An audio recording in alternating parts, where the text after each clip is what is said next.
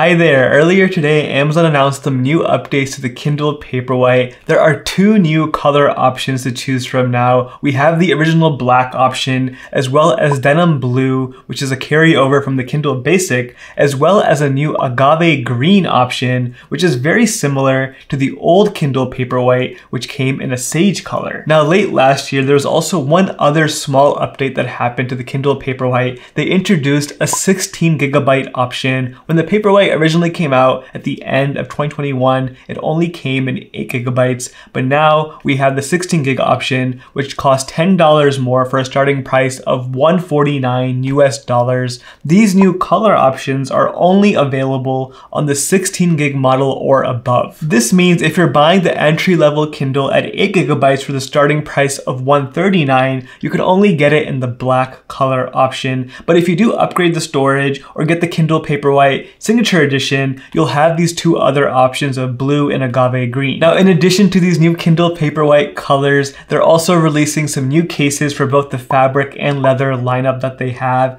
both matching the new colors that we have on the Paperwhite. So if you want to mix and match some cases to your Kindle, you now have that option as well. Now, other than these new cases and other than these new Kindle colors that they're releasing for the Paperwhite, there is no functional difference whatsoever or any updates to the actual use of the Kindle Paperwhite. And I've been getting a lot of emails lately and comments asking about the Paperwhite, if it's still a good purchase in today's world, even though it's been over a year now since the last major refresh happened. And with these new colors coming out, in my personal opinion, I still feel the Kindle Paperwhite is still one of the best Kindles to buy for most people. With these new colors coming out, I'm actually even more reassured that the Kindle Paperwhite is still a great option in terms of the lineup and the choices that you have. And in fact, in today's video, I'm going to explain 4 different reasons why the Paperwhite is probably the best option for you. Now, a quick disclaimer before we start. At the end of the day, it does not matter which Kindle you end up buying, whether it's the basic or the high-end Kindle Scribe or the Kindle Paperwhite. All of these Kindles are meant to help us read more books and enjoy the act of reading. That is what matters, and that's what I like to remind people who are asking me which Kindle they should get. Back in 2020, I bought my first Kindle, and it really exponentially grew my love for reading. I went from reading 1 book a month to reading almost 1 new book every single week.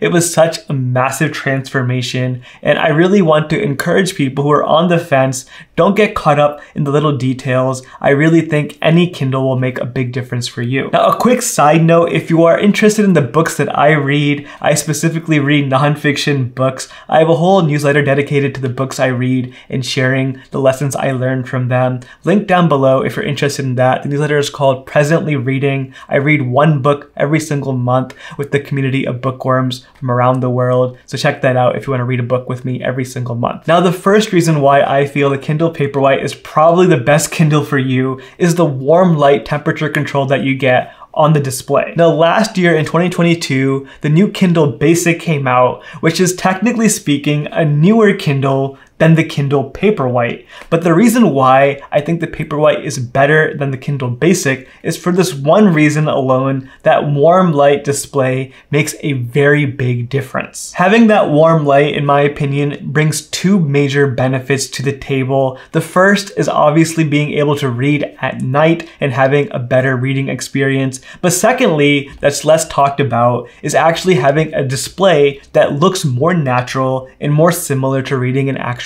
book. Now, when it comes to reading at night, I won't go into the scientific research that exists about this. If you go on Google, you'll find a bunch of articles about this. Basically, what it means is at night, when you have a warmer display, a warmer light coming out of a screen, it basically helps you read better and fall asleep easier. And if you're reading right before going to sleep, that might be something you find essential. I know for me, I often find myself falling asleep reading my Kindle right before going to sleep. It's one of the favorite feelings I have, honestly. So having that warm light display is very important to me. On top of that though, I like having the warm light even when I read during the day. I don't max out the setting all the way, but even having it turned on just a little bit makes a big difference for the way the screen looks in the regular sunlight as well. When you're reading in the home or outside, having a bit of control over the warm light of the screen makes the book feel a lot more natural. The second reason why I find the Kindle Paperwhite to be one of the best Kindles for most people is the screen size. The Paperwhite has a screen size of 6.8 inches. Now, I think this is the ideal screen size for most people. The Kindle Basic, the lower end Kindle, has a 6-inch screen. The Kindle Oasis, which is right above the Paperwhite, has a 7-inch screen. And the Kindle Scribe, which is the highest Kindle you can buy, has a 10-inch screen. So the 6.8 inch is definitely the sweet spot in the middle of all of those. The Kindle Oasis in particular has that 7-inch screen, which is very similar to the 6.8-inch display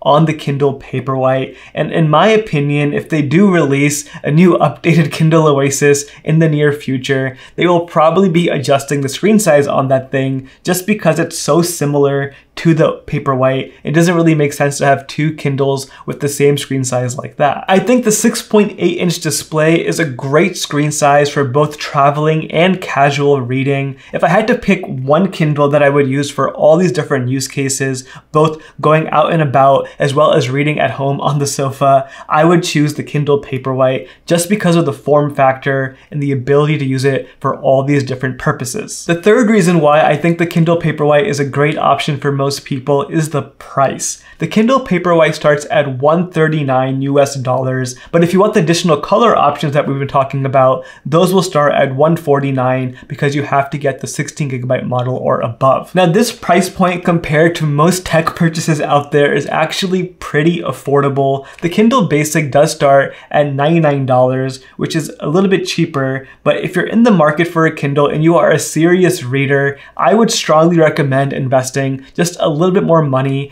for the Kindle Paperwhite. Like we talked about before, the warm light as well as the screen size difference, those two things by themselves are totally worth paying an extra 40 bucks for that upgrade. On top of that, if you can be a little bit patient and wait until holidays like Prime Day or Black Friday, you can get a really great deal on the Kindle Paperwhite, sometimes even at the same price as the Kindle Basic, which is pretty cool to think about. So the price aspect of this, I think, is pretty affordable for most people in the market for a Kindle. Now, the last reason I have for the Kindle Paperwhite being the best Kindle for most people is the fact that it is still very future proof. And with the new colors coming out just today, it really reassures me that there will probably be no other updates to the Kindle Paperwhite for the rest of this year. In my opinion, I think if there were to be other major updates to the Paperwhite, they would have released them alongside the new color options. Now, I could be wrong about this, don't hold me to it. I'm just a guy on YouTube with my best educated guess about all of this.